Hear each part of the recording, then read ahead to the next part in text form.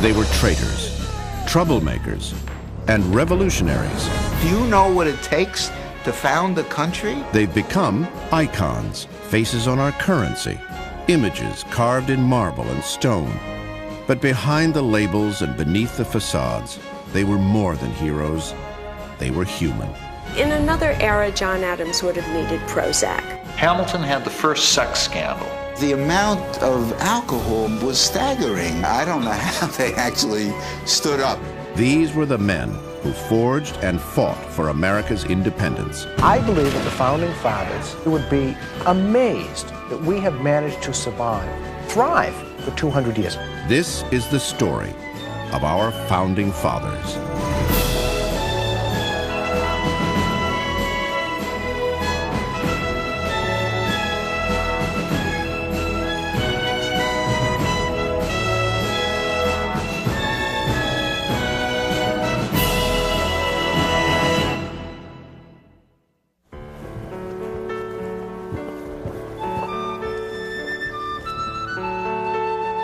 They were a cast of characters unparalleled on any stage in history. Samuel Adams, John Hancock, John Adams, Patrick Henry, George Washington, Thomas Paine, Benjamin Franklin, Thomas Jefferson, Alexander Hamilton, James Madison. The Founding Fathers were an unusual group of men. They were all intelligent, well-read. They were workaholics. They were dedicated to founding a country. Do you know what it takes to found a country? Our Founding Fathers did that. As a group, they're unmatched. Yet all of these men whose praises we sing today were, while they lived, undeniably human. Some of them drank too much. Others couldn't stay out of debt. Several had their hearts irreparably broken. More than one may have fathered an illegitimate child or two. And yet this mismatched group of quarrelsome aristocrats, merchants, and lawyers ultimately became the most successful revolutionaries history has ever known. You expect Superman, Batman, Robin, and Aquaman to be able to do wondrous feats. But if you look at these men as ordinary human beings, when you realize that they each brought to this experience their own childhood, their own particular problems in life, I think the more we know about them as human beings, and the more we see what it took to do what they did, the more valiant they are. They were revolutionaries. They were, in that sense, peers of Lenin, of Martin Luther King. They were strong-minded men who threw over a great established power, who threw over an establishment. I believe that the Founding Fathers didn't think that this would last. I think that they would be amazed that we have managed to survive, thrive for 200 years. Before 1760, the men we call the Founding Fathers would have been amazed to be founding anything. After all, they lived in British America, a thriving group of colonies where most any white male newcomer could someday hope to own his land, an impossible dream for most native Englishmen. The royal government was a comfortable ocean away, so colonists managed their own local affairs. Taxes were low, life was good. From their tea to their fashions to their furnishings, most of the Founding Fathers aspired to be as British as possible. But there was an obstacle to their ambition. But imagine for a moment that you are a Bostonian in the mid-18th century. You are a graduate of Harvard College. You are wealthy. You are well educated. As you strive to move ahead in society, you discover, because you are not a Londonite, because you are not a member of a great noble family, you could never move farther than being a colonial. It was, in the 18th century, what we would call today the glass ceiling. There was deep resentment. Then, in 1763, the 7-year French and Indian Wars ended. The British Parliament reasoned that since the conflict had protected the colonies themselves should shoulder the debt. From those loyal British Americans came an immediate uproar. Men talk much of our obligations to Great Britain for her protection. Had she an eye to our advantage? The extension of her commerce was her object. She had treated us as beasts of burden, whom the lordly masters cherish, that they may carry a greater load. The first blow was the Stamp Act of 1765. Colonists now had to pay for a royal stamp on all official papers and documents. Here in Boston, we had been accustomed to governing ourselves, more or less, since 1630. And so when this direct tax, the Stamp Act, was levied upon us, there was an immediate uproar.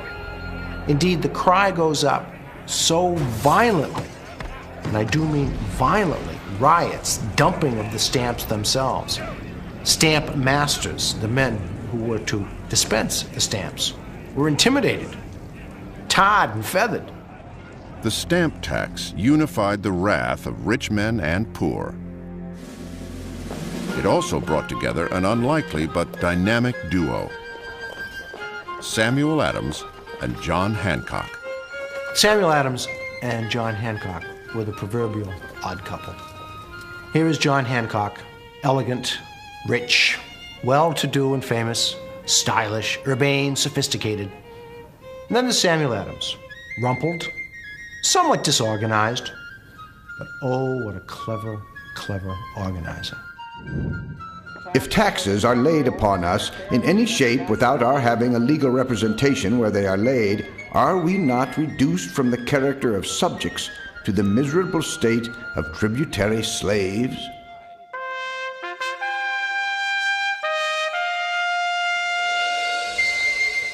Samuel Adams was the original radical, the prime mover in the early days of the revolutionary movement.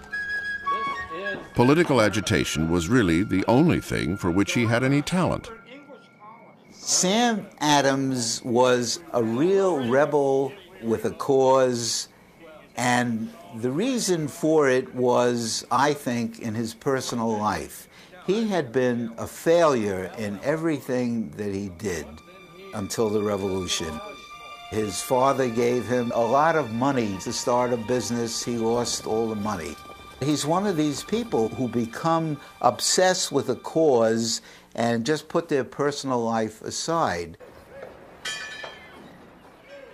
To his fellow Bostonians, Adams was a familiar fixture, hanging around local docks and taverns, hosting political debates, but always wearing the same red suit and cheap gray wig. Samuel Adams is a man who looks a little bit like Columbo on the TV series. Crumpled clothing, looks like he hasn't ironed or washed anything in days. It's not that he's wearing bad clothing, he just looks like he slept in it the night before. Samuel Adams was born into a solid, respectable Boston family. Samuel's father, a deacon and a brewer, played an active role in the drama of Boston politics, and young Sam grew up overhearing heated debates in his own family parlor. The political would soon become very personal for young Samuel and his family. The royal government ruled his father's investments were illegal, ruining him financially. So indeed, Samuel Adams, political opposition to the royal government was also based on a very deeply ingrained personal animosity and hatred for those who exercised the authority of the king. At the same time that Samuel's rebel spirit was beginning to stir, he was struggling to support a family. After 5 pregnancies in 6 years of marriage, his first wife died, leaving him to raise their only surviving son and daughter alone. He soon remarried this time to Betsy Wells, some 20 years his junior. Many of their children also died in childbirth. And as one reads some of Samuel's letters, there is a constant element of sadness in them. There is in Samuel Adams's life and his reflections deep reflection upon God, religion, human relations. And I think much of that came from the frequent deaths of his young children. My dear Betsy, it is painful for me to be absent from you. I have been very anxious lest by some bodily indisposition you were rendered unable to write to me. If any ill accident has befallen my son or any other person dear to me, I would choose to hear it. Your affectionate husband and friend, Samuel Adams. Despite his disinterest in business, Adams had to find some way to feed his family. In desperation, he took a job as tax collector for the city of Boston. He had a funny way of running the tax business. He would not keep careful records, and his friends were in arrears, and he didn't press them, and he mixed. In one pocket went the town money, in the other his money. At the same time, there were a group of young men in Boston who had taken up writing for newspapers, essays. And young Samuel became associated with them and began to write essays that picked and attacked the royal government. He rather enjoyed that, became very good at it, very good at propaganda writing. It is certain that we were in no sense represented in the Parliament of Great Britain where this act of taxation was made. It is also certain that this law annihilates the most valuable privileges of our charter, deprives us of the rights of Britons, and greatly weakens the best security of our lives, liberties, and estates. Through his inflammatory writings and speeches against the stamp tax, Adams came to the attention of the British government. In retaliation, Boston authorities ordered an audit of his tax accounts. He was found to be about £7,000 short. When Adams was summoned before a town meeting to defend himself, the richest man in Boston came to his rescue. Prominent shipping magnate John Hancock helped persuade the officials at the meeting to forgive most of Adams's debt. Adams and Hancock seemed such polar opposites. Samuel Adams was a person who fought for the cause without any sense of self-betterment. He was the virtuous man in the 18th century sense. Hancock was just the opposite, a kind of a dandy, a man of wealth who wanted all the prominent public positions. With John Hancock's healthy bankroll behind them, the colonial odd couple of Adams and Hancock had the motive and the means to stir up some serious trouble. But Adams had something bigger in mind: the seeds of revolution. By 1767, Samuel Adams was more angry than ever. His organized protests had pressured Parliament to repeal the Stamp Act, only to replace it with a series of even more oppressive tariffs on the colonies. The determined Adams began to lay the groundwork for even more violent protests by organizing Boston's working-class gangs into a powerful political force. He called them the Sons of Liberty. The big thing that Sam did was organize mobs in the street. He had two groups that he could always get to come out to protest any issue. The Sons of Liberty believed in tar and feathering and burning down houses. This was Sam Adams' democracy. Samuel Adams's next move was to recruit John Hancock, the wealthiest man in Boston, to the anti-tax cause.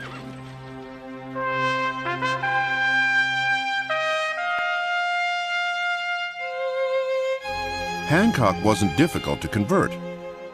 When the Stamp Act took force, he stood to lose more money than anyone. 1,000 guineas, nay, a much larger sum would be no temptation to me to apply for a stamp. Under this additional burden, I cannot carry on to any profit. Hancock harbored another motivation for joining Sam Adams's movement: an ego even bigger than his bank account. John Hancock knew that he was an important person, and so he used his family fortune not to make more money, but rather to enhance his fame, his stature, his place in the community, and eventually, of course, in the American Revolution. The spur of fame, as someone once referred to it, drove him on to become an American revolutionary. A notorious playboy, man about town, and Boston's most eligible bachelor, the 29-year-old Hancock was an unlikely rebel. He was born into a middle-class, very respectable family. His father was the minister in the town of Braintree. Most people probably thought that he was headed for the life of a country parson, except that in 1742, Braintree was hit with what they called then the great throat distemper, most likely diphtheria, and his father died. When Johnny Hancock was just 7 years old, his mother sent him to Boston to live with his Aunt Lydia and Uncle Thomas. His days in the middle class were over. Thomas and Lydia had nearly everything they wanted: a fine house on Beacon Hill, servants, wonderful, wonderful surroundings. But the one thing that Uncle Thomas and Aunt Lydia did not have was an heir. Uncle Thomas introduced his nephew into the world of high society, teaching him to mingle with politicians, wealthy merchants, even royalty. From the time that he was 8, John Hancock never failed to practice what would become the most famous handwriting in the colonies. A tutor named Abia Holbrook taught Johnny Hancock how to write his signature. And he always wrote like that big, sweeping signature, not something he affected just for the Declaration of Independence. By 13, John was one of the few American colonists privileged enough to enroll in Harvard. Thanks to his alma mater's impeccable record-keeping, John's on-campus behavior has not been lost to history. I know that on one occasion, young Johnny was fined for having cut chapel, not there for prayers. And indeed, on another occasion, he was fined for getting a servant dangerously drunk. There was a fair amount of drinking. Harvard was not the only home for high-spirited colonials. Alcohol was ingrained throughout early American society. Now, I think that the founding fathers must have been stoned, plastered, hornswoggled, cockadoodled, whatever they called it, all during the founding of the country, because the amount of alcohol consumed was staggering. I don't know how they actually stood up, but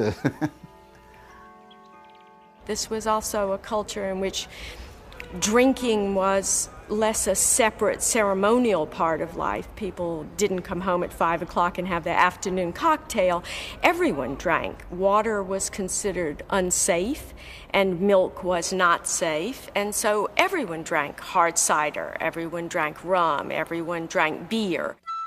It's been said that John Hancock, the Harvard graduate, now the sole heir to his uncle's shipping fortune, made a habit of keeping a gallon of rum punch by his bedside. If this rumor was true, there's a good chance that rum was smuggled. Like most Boston merchants, John Hancock was a smuggler. And among the things he smuggled in was wine. And I'm sure a lot of it went to his own very fine wine cellar. Smuggling did not make headlines in the mid-18th century. Among the signers of the Declaration of Independence, a significant percentage were contraband traders. But as Boston's most prosperous merchant became publicly associated with the radical Sons of Liberty, his actions, as well as his ships, came under British scrutiny. In June of 1768, officers of the Crown set their sights on one of his sloops, aptly named the Liberty. The Commissioners of Customs decided to make an example of Mr. Hancock. The inspectors went aboard, went down below to find the Madeira wine. That wasn't difficult. But then, lo and behold, someone locked the hatch behind them. So the inspectors were now trapped down below. By morning, the wine was gone, and so were the smugglers. Outraged, the King's Advocate in Boston brought charges against Hancock and confiscated the Liberty.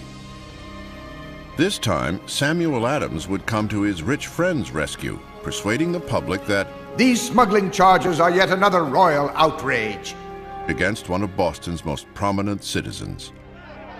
I am informed that not less than 9 gentlemen of character, some of them of the first families in this province, were stopped and put under guard the other evening. Are we a garrison town, or are we not? If we are, let us know, and by whose influence are we made so? Inflamed by Adams and his Sons of Liberty, 1,000 rioting Bostonians retaliated by destroying royal property and injuring 2 customs agents. The case was one of great notoriety because the Commissioners of Customs were portrayed as villains, persecuting this great Bostonian. Hancock, of course, in a sense, loved it. And he became a great hero, defending the rights in the Liberty case, as it was called. But the nagging smuggling charges remained, and John Hancock needed a good lawyer. Samuel Adams recommended one of Boston's best young attorneys, someone he had been trying in vain to recruit to their cause, his own cousin, John Adams. Adams, the attorney, was reluctant to take the case. Even though he'd been secretly writing anti-Stamp Act pamphlets under a pen name, Adams was nervous about representing someone who openly challenged the king's authority. He defended Hancock, but hated every moment of it. A painful drudgery I had of this cause. There were few days through the whole winter when I was not summoned to attend the Court of Admiralty. Despite his whining, Adams' artful defense helped acquit the very guilty Hancock of all charges against him. Still, John Adams refused to ally himself with the Sons of Liberty and their mob violence. In that way lies madness, he warned his cousin Sam. John Adams wouldn't remain neutral for long.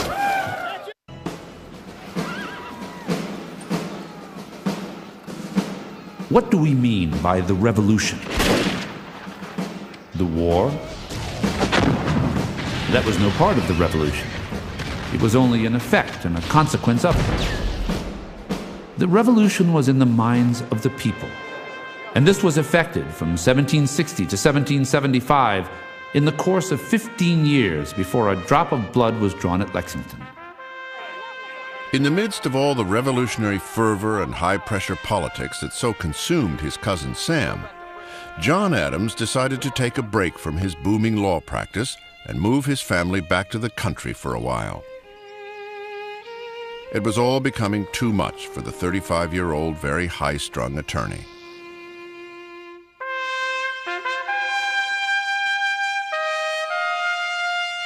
In another era, John Adams would have needed Prozac. He's really very close to being manic depressive. This is a man who, when you read his diaries, is in such anguish all the time. Highs and lows, highs and lows. There are days in his diary when he'll record, literally, "I passed so-and-so on the street. He said hello. I wonder what he meant by that." Though adversaries and friends alike found Adams to be cantankerous, argumentative, and eternally infuriating, everyone agreed he was a brilliant attorney. John had come a long way from his days as the son of a God-fearing farmer, constantly torn between his traditional Puritan values and his private burning ambitions. Vanity, I am sensible, is my cardinal vice and cardinal folly, and I am in continual danger of being led chase by it. without the strictest caution and watchfulness over myself. John Adams's father, a pious deacon and landowner from one of New England's oldest families, dreamed that his eldest son was destined for the ministry. Once young John reached Harvard, however, he realized his fiery temperament was better suited to arguing the law than delivering soothing sermons. With no student loan programs in the 18th century, John took a menial job after graduation as a schoolmaster. After work, he buried himself in law books. To what object are my views directed? What is the end and purpose of my studies? Am I grasping at money or scheming for power? Am I planning the illustration of my family or the welfare of my country? These are great questions. His diaries are the most interesting of all the framers. He's always doing battle with his own demons, his own sinfulness, his own failures, his own weakness. What is neat about Adams, though, is that he's so unbelievably honest, whereas the rest of the characters in this drama called The American Revolution can sometimes take on the appearance of kind of people out of a merchant in ivory costume ball. With Adams, he's telling you what he's feeling and thinking, and it makes you realize that all of these people are feeling these same ambitions, these same doubts. After joining the Boston bar, the rookie lawyer fell in love with a girl from a prominent Massachusetts family. Tender feelings, sensible, friendly, a friend. Not an imprudent, not an indelicate, not a disagreeable word or action. Prudent, modest, delicate, soft, sensible, obliging, active. 17-year-old Abigail Smith, though without a formal education, was a quick wit and a voracious reader. Their early dates consisted of long debates about books, politics, and philosophy. They hit it off really quite instantly. They were both very fond of letter writing. They exchanged quite witty and charming letters to each other. There's much more hint of sexuality in these early letters from John Adams than in any other you'll ever see. I mean, he really, in essence, says, I really miss you, I really miss you. When a snowstorm kept the two apart, John sent a note giving vent to his frustrations. Cruel yet perhaps blessed storm, cruel for detaining me from so much friendly social company, and perhaps blessed to you, or me, or both, for keeping me at my distance. The steel and the magnet, or the glass and feather, will not fly together with more certainty than somebody and somebody when brought within striking distance. And repentance might be the consequences of a contact in present circumstances. They're actually married, I think, in October of 1764, and Abigail gives birth in July of 1765. So there's just a little squeaking in of legitimacy and propriety there. So we know, at the very least, that they had a good sexual relationship. What is clear is that they do really love each other. And they are a team. That this is a partnership marriage in a very modern sense. She's his soulmate. We don't have to make it up. It's really historically true. But John and Abigail were living in difficult times for lovers. A freezing night, a flurry of shots, and drops of blood shed on a snowy street were about to set the newlywed couple, indeed all of Boston, on the perilous road to rebellion. Late in the evening of March 5th, 1770, Boston attorney John Adams left his house to attend a committee meeting. Along the way, he passed red-coated soldiers carrying muskets, a familiar sight in his city for nearly 2 years. The British send troops to Boston because the governor of Massachusetts says, I can't control this place. And to America come these young, raw, country boys and poor kids who've been drafted into the army, who've never been away from England. This populace is incredibly hostile to them. They're insulted constantly. Wherever they go, they're screamed at. They're called lobsterbacks, and the equivalent of pig in the 18th century. So you've got an explosion waiting to happen. While John went to his meeting, his wife Abigail stayed home alone to tend to their infant children. Around 9 p.m., she was startled by the shouts of an angry mob outside her window. Slowly, the din of the crowd began to fade. They were headed for the customs house, where British tax collectors and soldiers were stationed. This is an angry crowd. They're throwing snowballs, but packed inside the snowballs are pieces of brick. One of the British soldiers fell. His musket went off. The other soldiers thought that they were being fired upon. They leveled their muskets at the crowd and fired. The crowd stood silent as the shock of the moment wore off. Several colonists had been hit by British musket fire. 5 of them lay dead in the street. After hearing the shots, John Adams rushed home to his wife. Just across town, however, their cousin Samuel Adams had his own agenda. As soon as that happened, Sam Adams got his press machinery. It was his idea to get Paul Revere, who was an engraver, to make that famous engraving which shows the troops firing on the poor citizens of Boston. And in this illustration, thing that is called the Boston Massacre. Innocent townspeople who are unarmed and minding their own business, women with babies, elderly people with canes, and the soldiers are standing like executioners firing into the crowd for no provocation. Now, this is the brainchild of Samuel Adams. This is a spin on what happened that would have done modern-day spin doctors proud.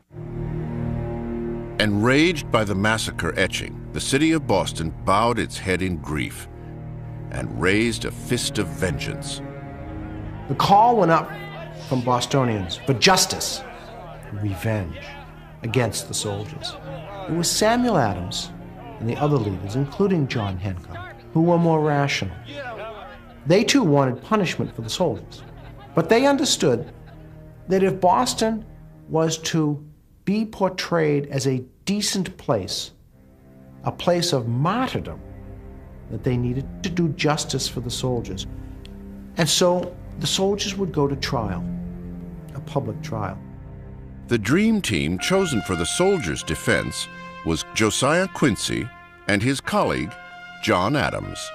John Adams was not eager to take the task, but Samuel persuaded his cousin on the basis of justice that these men deserved the best defense.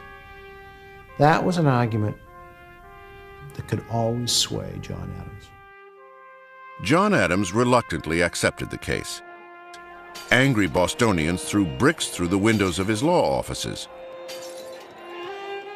Furious that an American would dare take the side of the British.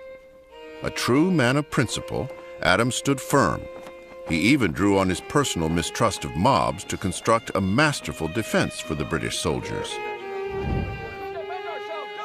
We have been entertained with a great variety of names to avoid calling the persons who gathered at the customs house a mob. Some have called them shavers. Some call them geniuses. The plain English is, gentlemen, a motley rabble of saucy boys, Negroes and mulattoes, Irish teagues, and outlandish jack-tars. And why should we scruple to call such a set of people a mob? I cannot conceive, unless the name is too respectable for them. The soldiers were convicted, but on minor charges. No one was executed. No one went to jail. More importantly, there had been a fair public trial. For his part, John Adams remembered the case with pride as one of the most gallant, manly, and disinterested actions of my whole life, and one of the best pieces of service I ever rendered my country. The truth was, John Adams could no longer pretend disinterest. No matter how hard he tried to pull away, he found himself drawn deeper and deeper into the cause of American independence. By 1773, Samuel Adams's Boston mobs had pressured England to remove nearly all the taxes they'd levied on the colonies, except for one. Parliament granted the British East India Company a monopoly on selling tea to America, conveniently accompanied by a 3-penny tax. Angry Bostonians responded with an immediate boycott. The irony was, the British tea was actually cheaper than the tea renowned smuggler John Hancock had been selling to the colonies. In November of 1773, 3 British ships, the Dartmouth, the Beaver, and the Eleanor, arrived in Boston Harbor, their holds jammed with 114 chests of the now controversial tea leaves. Bostonians once again took to the streets. As usual, Samuel Adams had a plan. And there was a great mass meeting in the Old South Meeting House. People literally leaning in through the windows, the galleries filled to overflowing. People asking, what shall we do? What shall we do? It was Samuel Adams who went and rose in the pulpit of the Old South. And there in the pulpit of the Old South, he called out to these Bostonians. There is nothing more we can do for our country. Those words were a prearranged signal known only to the Sons of Liberty. Then, as if by magic, Mohawk Indians, Sons of Liberty, that is, disguised as Mohawks, appeared from the pews. Then they marched down to the waterfront, chanting, "How does salt water mix with tea?" And of course, then the Tea Party took place. The counterfeit Indians boarded the boats, smashed the containers, and in less than 3 hours brewed 342 chests of tea in Boston Harbor. John Adams, still a critic of mob actions, was not among the Mohawks dumping tea in the harbor that night.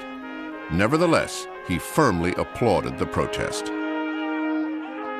There is a dignity, a majesty, a sublimity in this last effort of the Patriots that I greatly admire. This destruction of the tea is so bold, so daring, so firm, so intrepid and inflexible, and it must have so important consequences and so lasting that I cannot but consider it as an epocha in history. For the British, the Tea Party was their breaking point.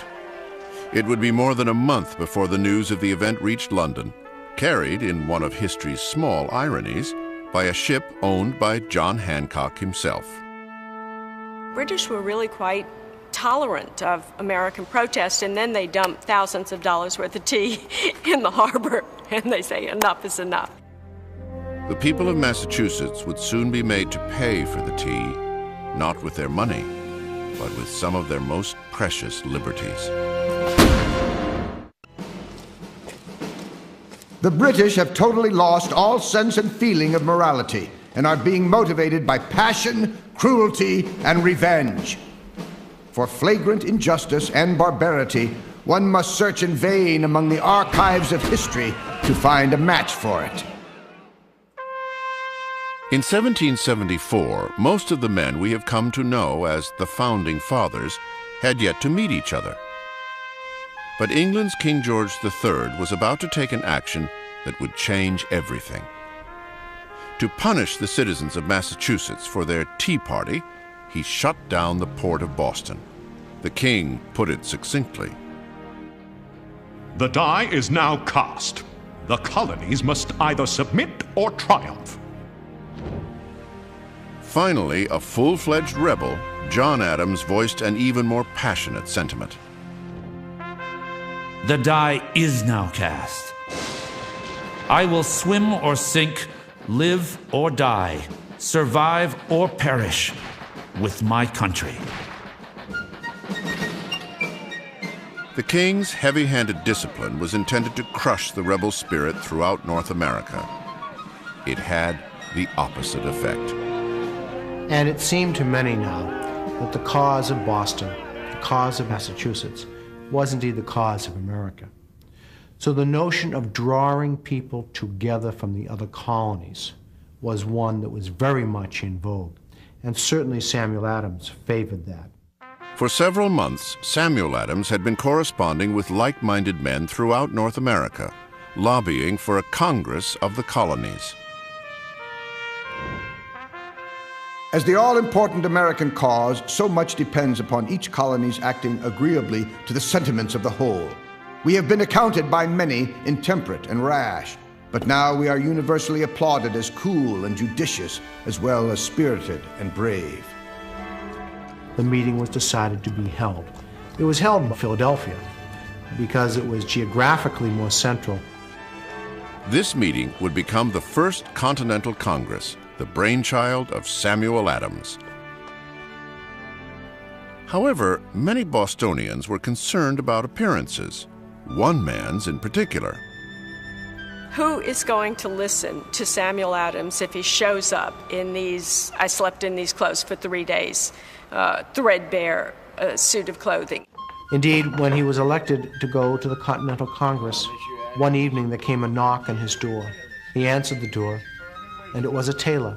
The tailor came in and said, "Mr. Adams, I have been sent by your friends to measure you." The tailor did. A few moments later came the cobbler, of course, to measure him for shoes. The people of Boston, the Sons of Liberty, perhaps John Hancock, had put up the money to buy Samuel Adams a decent suit of clothes, so that when he went to Philadelphia, he would not embarrass them. Samuel Adams's cousin, John, was also a delegate from Massachusetts. Before going to the Congress, Adams confided his fears to his diary. I wander alone and ponder. I muse, I mope, I ruminate. We have not men fit for the times. We are deficient in genius, in education, in fortune, in everything. I feel unutterable anxiety. God grant us wisdom and fortitude. Should the opposition be suppressed, should this country submit, what infamy and ruin! God forbid. Death in any form is less terrible.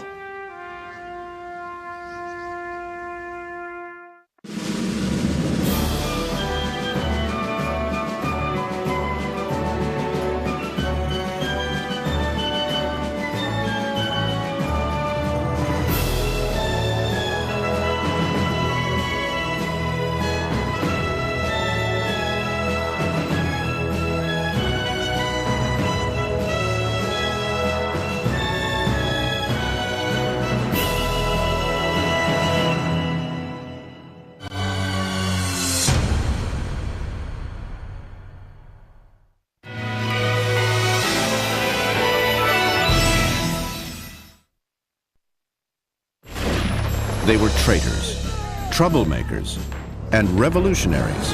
Do you know what it takes to found a country? They've become icons, faces on our currency, images carved in marble and stone. But behind the labels and beneath the facades, they were more than heroes. They were human. In another era, John Adams would have needed Prozac. Hamilton had the first sex scandal. The amount of alcohol was staggering. I don't know how they actually stood up. These were the men who forged and fought for America's independence. I believe that the Founding Fathers would be amazed that we have managed to survive, thrive for 200 years. This is the story of our Founding Fathers.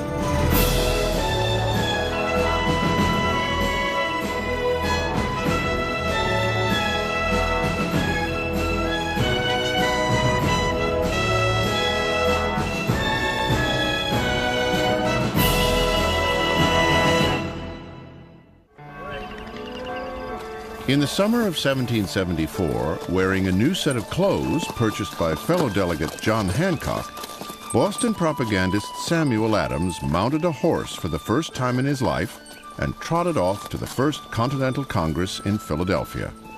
His cousin, Boston attorney John Adams, waxed pessimistic about the delegates' mission. We have not men fit for the times. We are deficient in genius, in education, in fortune, in everything. I feel unutterable anxiety. John Adams was about to be pleasantly surprised. Upon arriving at the Philadelphia State House, he was immediately dazzled by the breeding, education, and political scholarship of the Southern delegates. One 6'4" gentleman from Virginia towered over the 5'7" Adams, leaving an indelible first impression. George Washington had what they call presence. It was like a hush would come over the room when Washington would stride in. At the First Continental Congress, there was no record of his having done anything, proposed anything, or making any speeches. He would just listen and smile, and everybody thought that he was so profound. John Adams's cousin, Samuel, found that, despite his radical ambitions, the First Continental Congress posed a minimal threat to England's authority. The First Continental Congress is kind of schizophrenic. One of the delegates from South Carolina begins his statement with, "We are not revolutionaries." It passes what we today would call a boycott. No trade whatsoever with Great Britain. And at the same time, they're discussing ways in which they can petition the British government to see if they can work this out. Both Sam and John Adams rode home to Boston secure in the knowledge that the colony's ties with Britain remained intact, for the time being. But neither could shake the memory of an eloquent outburst from one colorful member of the Virginia delegation, a resounding voice passionately expressing a revolutionary sentiment yet unspoken. The distinctions between Virginians, Pennsylvanians, New Yorkers, and New Englanders are no more. I am not a Virginian, but an American.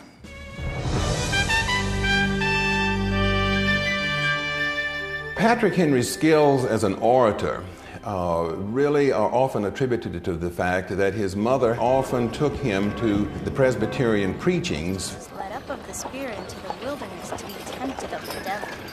They would come back in the carriage, and she would force him to recount the sermon to her.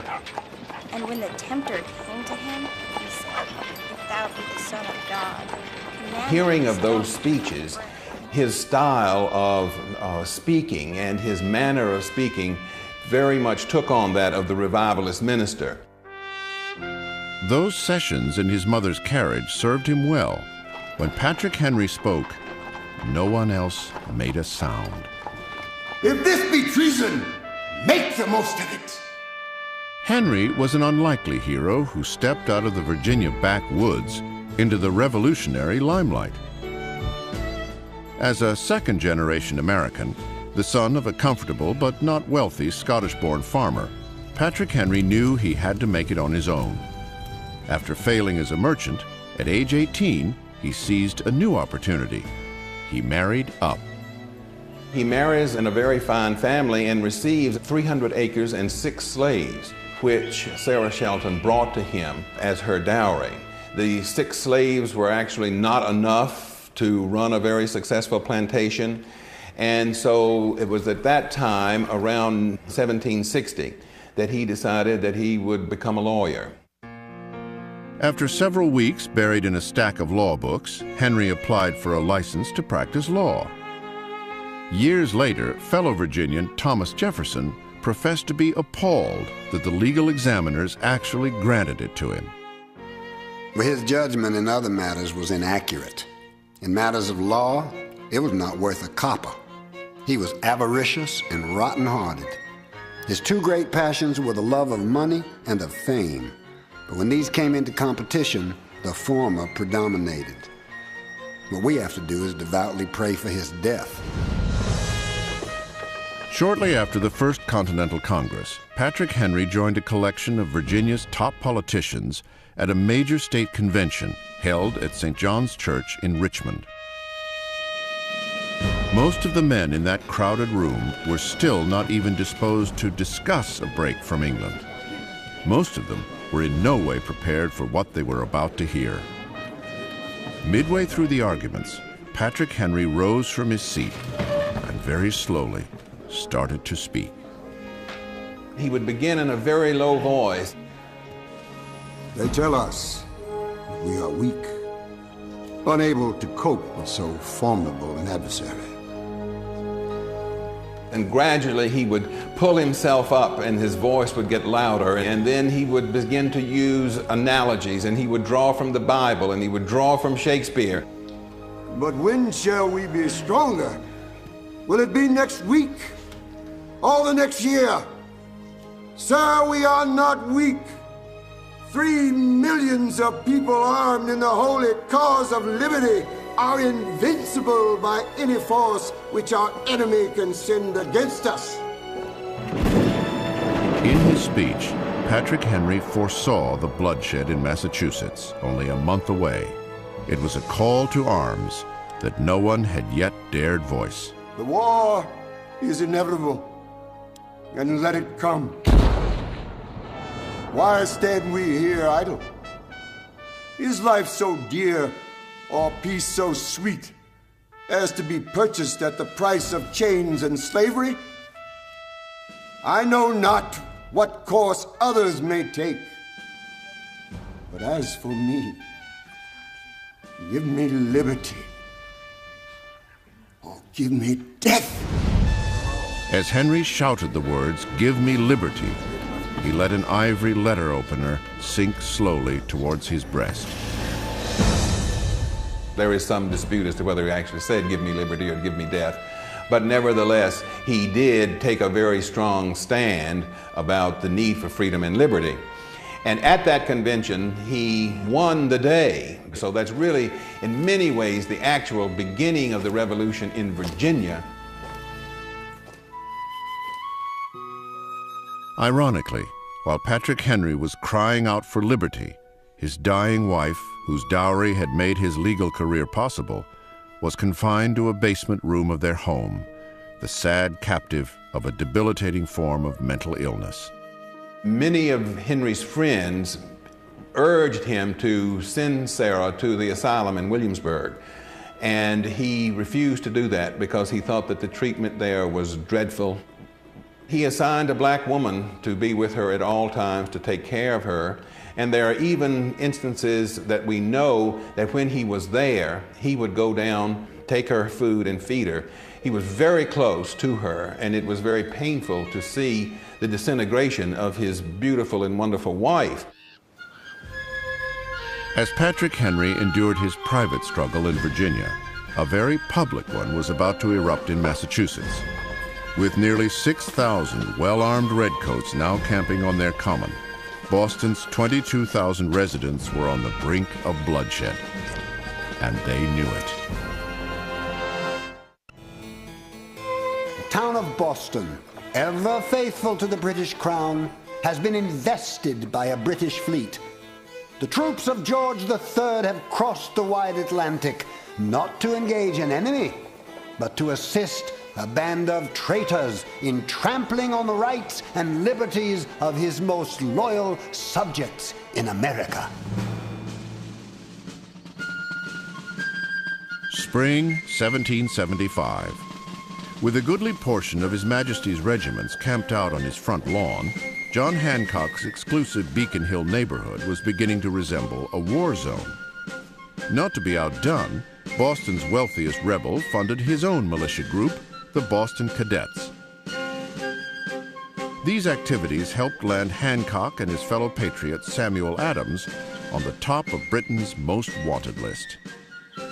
I suspect you only needed to mention Boston to Lord North or George III to watch them go into some kind of hissy fit.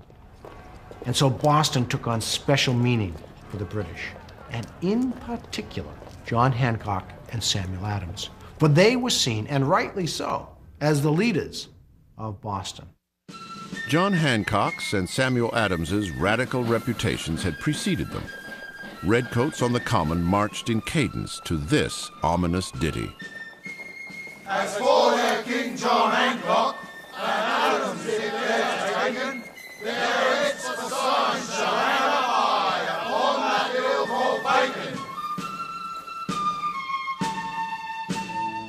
In April of 1775, new orders from the king crossed the Atlantic.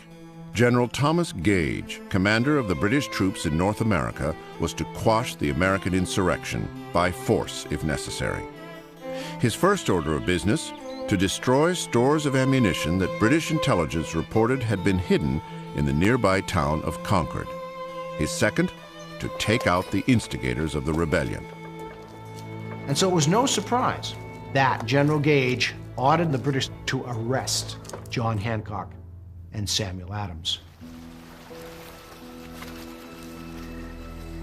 On the night of April 18th, 1775, under the light of a full moon, Paul Revere, the same silversmith responsible for the engraving of the Boston Massacre, took to the road. His mission, to warn Adams and Hancock, hiding out in Lexington parsonage, that 700 British soldiers were on the way to arrest them. Revere never cried the British are coming. For a few more hours, they would all still be British. Revere arrived in Lexington. As he rode up, the guard at the house told him, be quiet, you'll wake Mr. Hancock and Mr. Adams." Revere had some answer for that. Mr. Adams and Mr. Hancock were immediately woke to the news that the regulars are out tonight. They began to pack up their belongings, knowing that they didn't want to be there when the British arrived. As Adams and Hancock prepared to make their escape, they could see an army of red-coated soldiers making their way up the road towards Lexington Green, where 77 poorly armed militiamen awaited their arrival. Everybody's nervous, very, very nervous.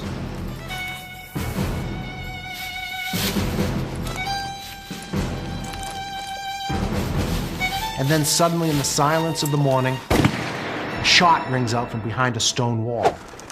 Suddenly, then, the British soldiers open fire. Who fired that shot? Why, Samuel Adams, of course. Probably not. But it's a wonderful story, and that it is told about Samuel Adams is just more evidence of the image that this man had and continues to have in American history as the ultimate conspirator. In fact, most reliable accounts have Samuel Adams and John Hancock escaping from the area at that very moment.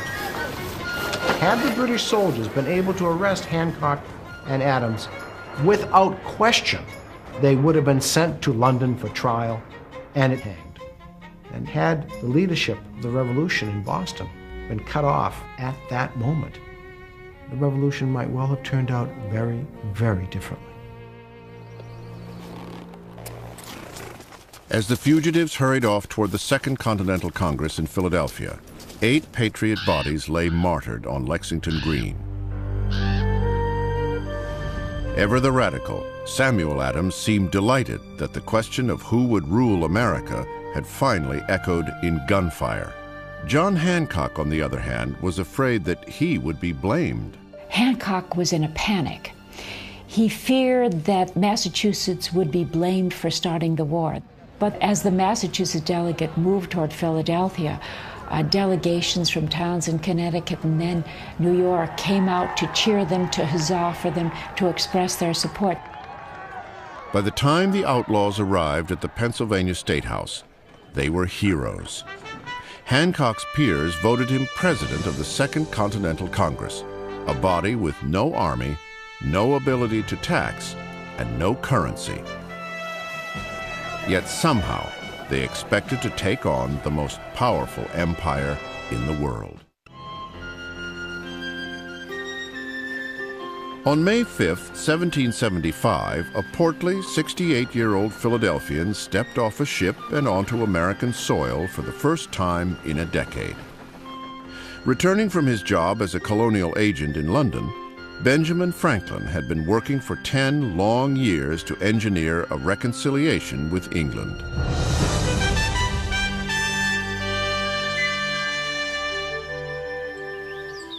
Franklin represented Pennsylvania, Georgia, New Jersey, and Massachusetts over in England.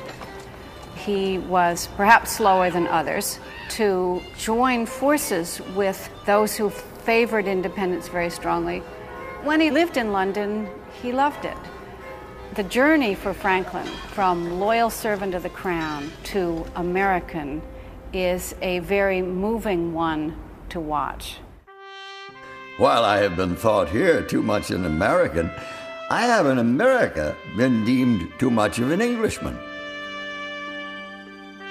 The roots of Franklin's very American spirit were sown in the early years of the century. For the 15th child of a working-class Boston soap boiler, independence was not only a virtue, but a necessity of survival. His father has some hopes for Benjamin, his youngest son, and decides that he can devote Benjamin to a career in the church. And that would be a great step for the son of a tradesman, because it means he'll automatically cross the big divide, the big social divide of the period, and become a gentleman. The opinion of his friends that I would make a good scholar encouraged him in this purpose of his. I remained in the grammar school rather less than a year, though in that time I had risen from the middle of the class to the head of that same class. Now, had Franklin been able to continue through college, he would have been able to devote his life to learning without having to work daily at a trade. But all of a sudden, that's all over. His father yanks him out of school, and indeed, as soon as he's pulled from school, he starts getting into trouble. Young Benjamin began to rebel.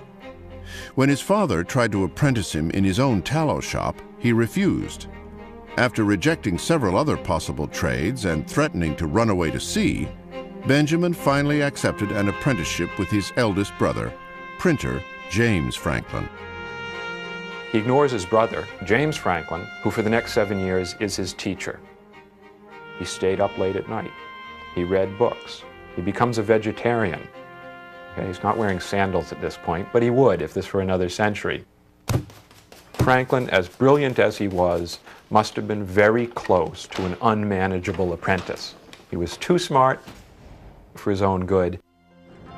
Content to live, content to die unknown. Lord of myself, accountable to none. After 7 years of apprenticeship, the 17-year-old Benjamin decided he'd had enough. He fled to Philadelphia. There he would savor his first taste of independence. But first, he found a girl.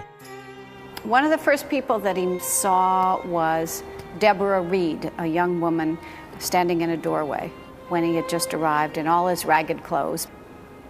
There was some sense of courtship between them. But Franklin still had a few oats left to sow. Benjamin Franklin picked himself up and headed to England with a pal of his, leaving behind Deborah Reed. And by his own admission, they went a-whoring. I mean, they really engaged in sex with women of low character and lower character. That hard-to-be-governed passion of youth hurried me frequently into intrigues with low women that fell in my way, which were attended with some expense and great inconvenience, besides a continual risk to my health, which of all things I dreaded, though by great good luck I escaped it. When Franklin returned to Philadelphia a year and a half later, he and his old flame, Deborah Reed, began a common-law marriage that would last 44 years. His views on matrimony are less than romantic. Keep your eyes wide open before marriage, and half shut after. Whether his eyes were open or half shut, at some point before his marriage, Franklin fathered an illegitimate child, his only surviving son, William. We don't know whose child William Franklin was. I mean, there were claims, oh yes, he was the child of a prostitute, wasn't Deborah nice to take him in? But there's some suggestion that she was in fact the mother of this illegitimate young man. Despite the uncertainty of young William's birth, by all accounts, the Franklin marriage was a solid one. The married state is, after all our jokes, the happiest, being comfortable to our natures. Man and woman have each of them qualities and tempers in which the other is deficient. and which in union contribute to the common felicity. Single and separate, they are not the complete human being. They are like the odd halves of scissors. During Franklin's early years as a journeyman printer, and later when he opened his own shop, Deborah was an essential partner in the business. To understand Franklin, you have to realize that he was an early media mogul. Franklin's business ventures all revolved around the printing trade, for which his brother had prepared him, and his own unique ingenuity. He published the wildly popular Poor Richard's Almanac, a compendium of information, entertainment, and words of wisdom. He that lies down with dogs shall rise up with fleas. Old boys have their playthings as well as young ones. The difference is only their price. No gains without pains. His business ventures made him wealthy, free to pursue his experiments and inventions, and to devote his life to public service. What Franklin said all his life, he proves true. When you are good to others, you're best to yourself. Whenever Franklin's good to society, the good always comes back to him. In 1757, Franklin's peers elected him colonial agent in England. Franklin accepted with pride, leaving behind his wife, daughter Sally, and his 27-year-old son William, who was now royal governor of New Jersey. By 1775, Franklin had been in London for 18 years, hobnobbing with high society, flirting with beautiful women, and waging a one-man diplomatic campaign to reconcile America with England. Franklin had offered to repay out of his own purse the loss caused by the Boston Tea Party. He is behind the times as the sentiments of the American colonists are moving toward revolution.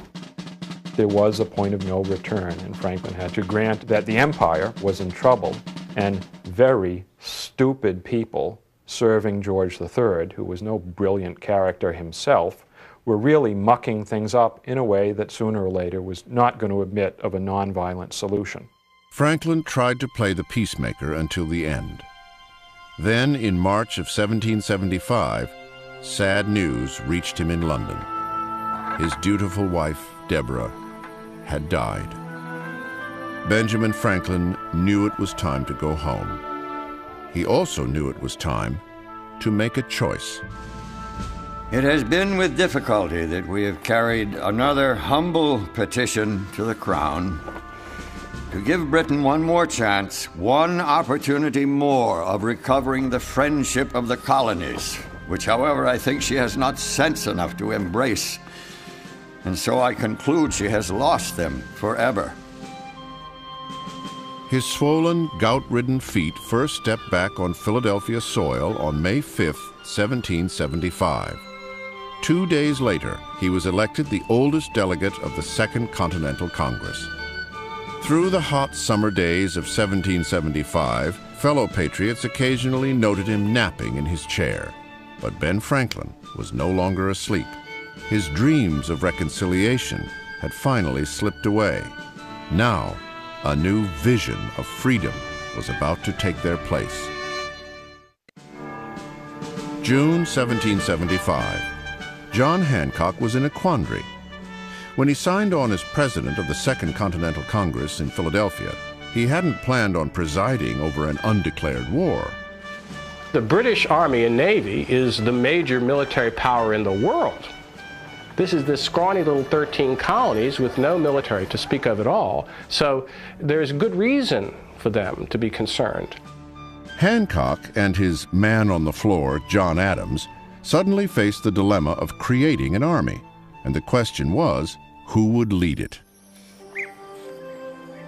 Few colonials had any military experience at all. But there was one planter in their midst who had a record as a soldier and a statesman. Although he would have denied it, retired Colonel George Washington appeared to be campaigning for the job of general.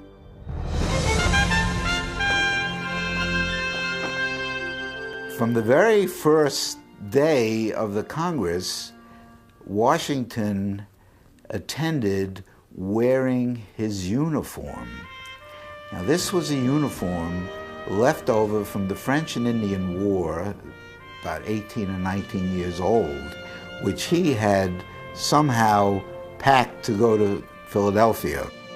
And he really stood out. It was very much like when Ollie North was at the Iran-Contra hearings and he showed up in his Marine Corps uniform. It made quite an impression.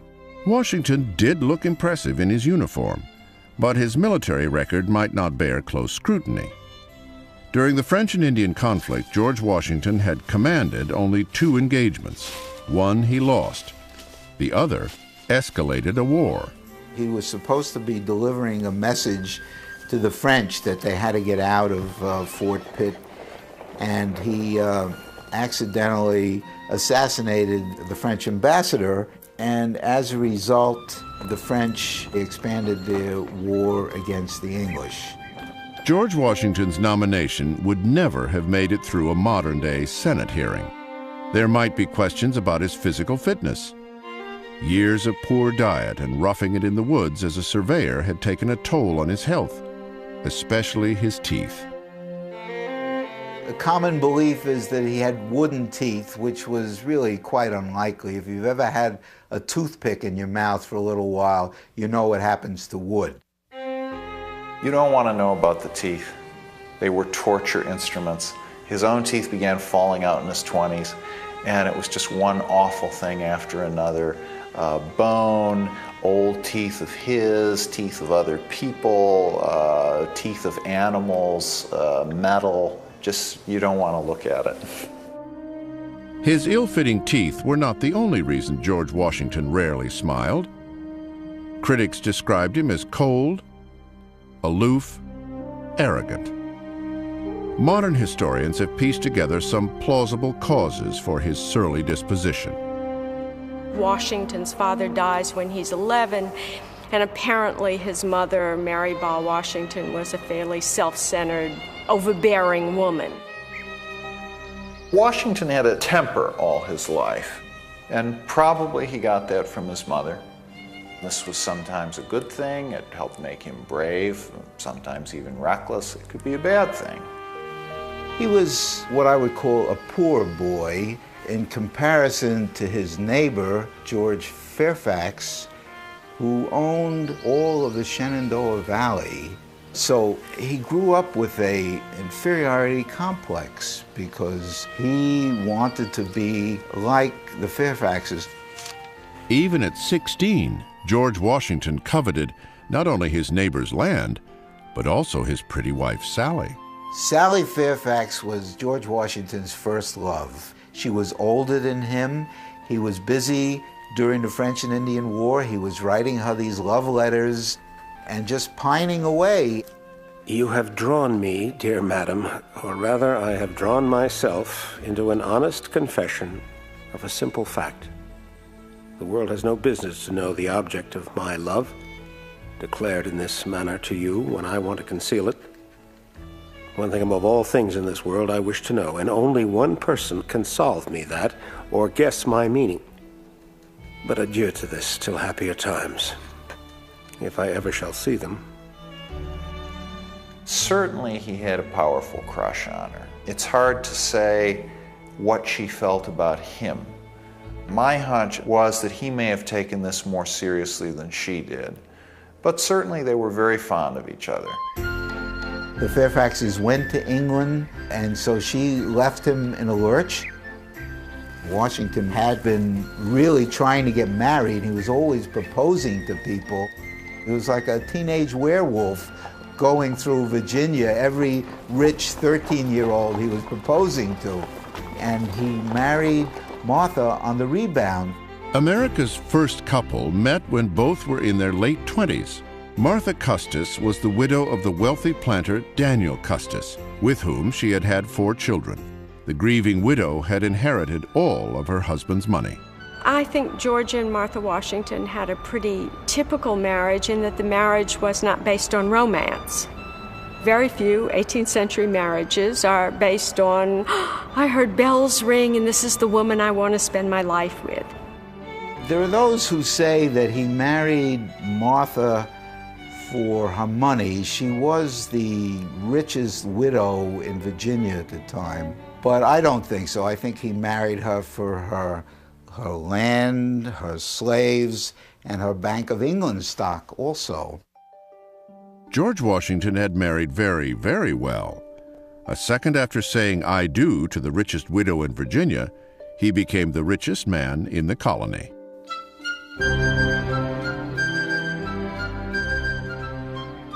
Shortly after his nuptials, George wrote a nostalgic letter to a friend about the rounds of promiscuous pleasures of my youth. Years later, he would confess that there was little fire between our sheets. The new husband turned to less incendiary pursuits to keep himself occupied. He always liked to fix up the house. He was the Martha Stewart of his day. He used to read the London equivalent of House and Gardens, and whatever was done in London, he wanted done to Mount Vernon.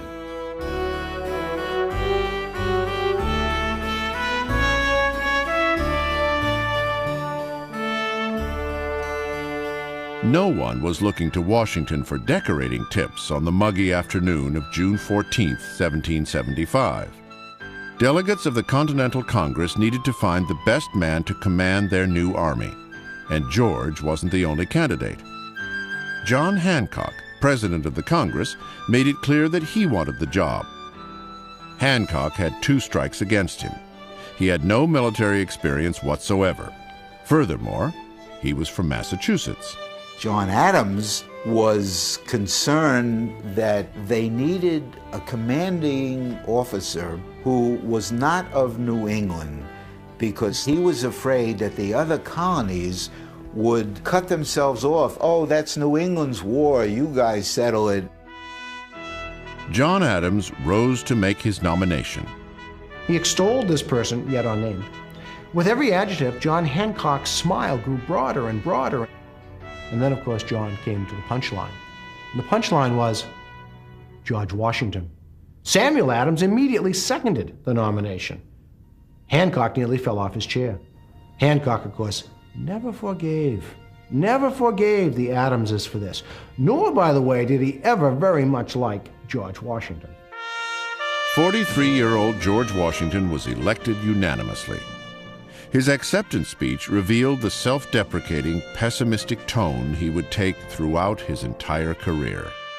I feel great distress from a consciousness that my abilities and military experience may not be equal to the extensive and important trust. But lest some unlucky event should happen unfavorable to my reputation, I beg it may be remembered by every gentleman in the room that I this day declare with the utmost sincerity, I do not think myself equal to the command I am honored with. He wrote to Martha saying, oh, you would not believe what happened to me. They gave me a job in no way did I want. I did not do anything to have this honor, but they want me to be commander-in-chief. He never told her he was wearing his uniform for 64 days of this Continental Congress. During the bloody years to come, the fatalistic general would have many chances to regret that he had dressed so conspicuously. I am embarked on a wide ocean, boundless in its prospect, and from whence, perhaps, no safe harbor is to be found. As General George Washington rode toward Massachusetts to take command of his untrained army, a newcomer was establishing himself in Philadelphia. As unlikely as it seems, the fate of Washington's entire force would one day rest upon the words of a recent English immigrant, Thomas Paine.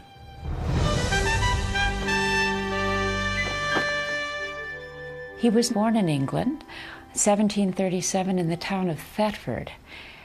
We know very little, I think, about that stage of his life, except that Thetford was a place where criminals were executed. And many of the criminals came from the poorer classes, and there is some speculation that this fed into his radicalism, his sense of social injustice. After a rudimentary education, Thomas Paine seemed to drift through life with no discernible direction. He failed at a variety of jobs, from sail-stay maker to school teacher to tax collector. Paine was no luckier in love than in his many occupations. His first wife died in childbirth.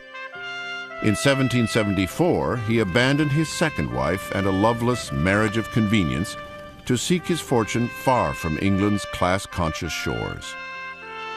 Reflections on unhappy marriages.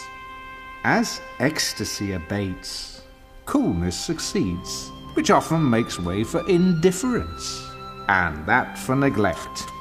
Sure of each other by nuptial bond, they no longer take any pains to be mutually agreeable, with so little relish for each other's company that anybody else's is more welcome and more entertaining. After this string of disappointments, Paine was ready for a new world. A mutual acquaintance introduced him to the colonial agent in London, Benjamin Franklin, who offered him a letter of introduction to help him start life in America. He was very well recommended to me as an ingenious, worthy young man. He goes to Pennsylvania with a view of settling there. If you can put him in a way of obtaining employment as a clerk or assistant tutor in a school, or assistant surveyor, you will do well. Thomas Paine arrived in 1774 to find, as he put it, the country set on fire about my ears almost the moment I got into it. You know, at the age of 38 and 39, after all these careers that he'd had, he finally hit upon the one that really suited his talents. He got a job working for a newspaper, and he discovered himself as a writer. He was just a natural. He's a man who found himself in the middle of his life. Having left a class system that dismally failed him, Paine threw himself into penning radical arguments on the limitation of royal power and the rights of political freedom. His words rang with a poetry that was fresh, raw, and powerful. Britain is the parent country, say some. Then the more shame upon their conduct. Even brutes do not devour their young, nor savages make war upon their families. Paine spent the autumn of 1775 writing a passionate appeal for revolution. So passionate, in fact, that the printers of Philadelphia were too terrified to publish it. He finally found a far-sighted printer who agreed to do the job in return for half the profits. Thomas Paine had just given away half the rights to a runaway bestseller. His pamphlet, entitled Common Sense, cost 2 shillings, about $10 today. It sold 120,000 copies in the first 3 months, 500,000 overall. The sun never shined on a cause of greater worth. We have it in our power to begin the world over again. A situation similar to the present hath not happened since the days of Noah until now. The birthday of a new world is at hand. What Common Sense did was to make the argument for independence among the people. It opened a widespread public debate. No one had been willing to argue for this publicly before Common Sense came out. Common Sense rippled like a shockwave throughout the 13 colonies. By 1776, 1 in 5 people living in North America had either read Common Sense or had it read to them. The 79-page pamphlet signaled a sea change in popular opinion. People were now speaking out loud the treasonous word, independence. John Adams, while supportive of the argument for independence, thought that Paine's suggestions for how a new government should be organized were absolutely awful. Ironically, many people assumed John Adams himself had authored the anonymous pamphlet. Adams was not flattered. Adams hated Thomas Paine Adams says that Paine is much better at destroying things than he is in building them up. And Paine is an irresponsible person in his personal life. He's a kind of derelict and an alcoholic. Nonetheless, Adams bought 2 copies of Common Sense, one for himself and one for Abigail. After Common Sense came out, two very typical things happened. Paine got in a quarrel with his publisher about, who had the copyright and who should be getting the money. And then he said that all the profits should go to buy mittens for the American army that was attacking Quebec in the middle of winter. That's really both sides of Paine. I mean, this sort of scrappy, prickly, quarreling with everybody, personal side. But then he's willing to extend himself for the cause he believed in. The blood of the slain, the weeping voice of nature cries, "'Tis time to part." Every one of the Founding Fathers was now preparing to face the inevitable. It was time to declare independence. It was time to commit treason.